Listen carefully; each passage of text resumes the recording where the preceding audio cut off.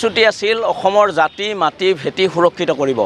এতিয়া অসমৰ জাতি মাটি ভেটিক ধোঁৱা চাঙত তুলি হিমন্ত বিশ্ব শৰ্মা চৰকাৰখনে অসম চুক্তিক অৱজ্ঞা কৰি অসমৰ জাতীয় জীৱনক উপেক্ষা কৰি ধৰ্মৰ ভিত্তিত নাগৰিকত্ব দিয়াৰ যিটো প্ৰৱণতা দেখুৱাইছে, এই প্ৰৱণতাক আমি তামোলপুৰ জিলা ছাত্ৰ সন্থাই ধিক্কাৰ দিছোঁ আৰু হিমন্ত বিশ্ব শৰ্মা চৰকাৰে এই যিখন নিৰ্দেশনা প্ৰেৰণ কৰিছে, এই নিৰ্দেশনাখন অতি শীঘ্ৰে বাতিল কৰিবলৈ আহ্বান জনাইছোঁ।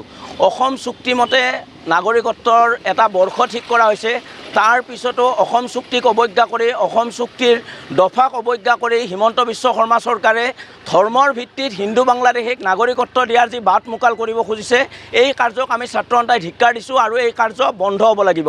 অসমত হিন্দু মুছলমান যিসকলে 1971 চনৰ 24 মাৰ্চৰ আগত আহিছে তেওঁলোকে অসমত থাকিব আৰু যিসকল তাৰ পিছত আহিছে তেওঁলোকে অসমত থাকিব নোৱাৰিব, এইটো স্পষ্ট কথা আছিল। আৰু এইটো কথা হিমন্ত বিশ্ব শৰ্মা চৰকাৰ যেতিয়া গঠন হৈছিল তেতিয়া তেওঁলোকে কৈছিল যে অসমৰ জাতি মাটি ভেটি সুৰক্ষিত কৰাৰ দায়িত্ব তেওঁলোকৰ। এতিয়া সুৰক্ষিত কৰাৰ কথা কৈ হিন্দুক নাগৰিকত্ব দিয়া কাৰ্যটো এইটো হিমন্ত বিশ্ব শৰ্মা চৰকাৰৰ এটা হঠকাৰী সিদ্ধান্ত। অসমীয়া জাতীয় জীৱনক ভেঙুচালি কৰা এই সিদ্ধান্ত আমি কোনো কাৰণতে মানি নলওঁ।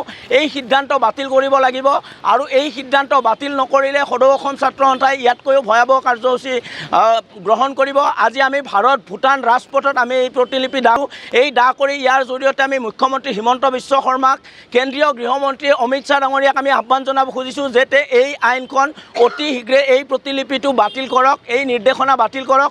এই নিৰ্দেশনা বাতিল কৰি অসম চুক্তি মৰ্মে অসমত নাগৰিকত্বৰ ভিত্তিবৰ্ষ যিহেতু আছে, এই মতে নাগৰিকত্ব দিয়ক। হিন্দু মুছলমান ভাগ কৰা এই ষড়যন্ত্ৰ আমি কেতিয়াও সফল হ'ব নিদিওঁ। এই ষড়যন্ত্ৰ বিফল হ'ব আৰু এই ষড়যন্ত্ৰ উফৰাবলৈ ছাত্ৰ সন্থাই যিকোনো ধৰণৰ পদক্ষেপ ল'বলৈ আমি সাজু আছোঁ।